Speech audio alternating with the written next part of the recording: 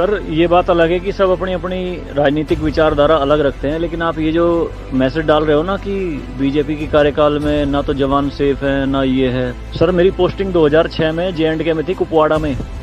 वहाँ पे बॉर्डर पे एक रूल था, no first fire no more then 11 NM, यानी कि जब तक पाकिस्तान की तरफ से एक भी फायर नहीं आ जाता तुम कोई फायर नहीं करोगे। नो मोर देन 11 mm मतलब वो हमारे ऊपर RPG चलाएं, मोटरार चलाएं, कुछ भी चलाएं, हम 11 mm से ऊपर का राउंड नहीं चला सकते थे वहाँ पे। मेरे हाथ पे ओम गुदा हुआ है। इस ओम के गुदे होने की वजह से मुझे हाथ में रुमाल बांध के ड्यूटी करनी पड़ती थी वहाँ पे। अगर उनको ओम दिख गया ना तो छोटे छोटे बच्चे पत्थर मारना शुरू कर देते थे। और सर श्रीनगर के लाल चौक पे 26 जनवरी के दिन बहुत बड़ा तिरंगा बिछा के जिंदी गाय काटी थी, जिंदी, और जिंदी की खाल उतारी थी सबके सामने, पूरी सेना के सामने। यूनिट खड़ी थी वहाँ पे पूरी, और चक्कू लहरा के खूब बोलते थे, क्यों भाई हिंदुस्तानी कुत्तों, तुम्हारी माँ है ना ये, देखो क्या हाल करेंगे इसका हम।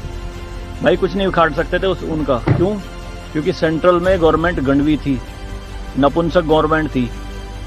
हमारे सर पे चौकी बना ली थी उन्होंने, जो LAC है ना, LOC, उस पे बिल्कुल वहीं 50 मीटर के दायरे में। और रात में बड़े बड़े स्पीकर पे माइक पे बोलते थे पाकिस्तानी रेंजर्स, अरे अपनी बहनों को एक रात के लिए हमें दे दो, क्या हुआ हिंदुस्तानी नपुंसको, चलाओ गोली। कुछ नहीं कर सकते थे उनका। 2014 में जब गवर्नमेंट चेंज हुई तो सेना अध्यक्ष बिपिन रावत साहब जब उनसे मिले तो उन्होंने बताया कि बॉर्डर के हालात खराब है सर, छूट नहीं है जवानों को कुछ भी। तो PM मोदी ने कहा था कि छूट मेरी तरफ से पूरी है, मैं नहीं जाऊंगा वहां लड़ने, तुम जाओगे।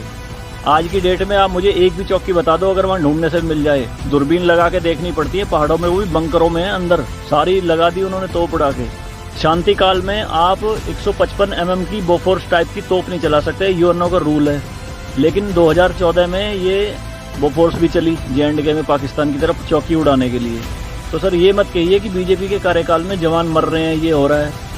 सर सेना के जो हाथ खुले हैं ना वो बीजेपी के कार्यकाल में ही खुले हैं। मैं इसका जीता जागता प्रत्यक्ष आपके सामने बैठा हूं।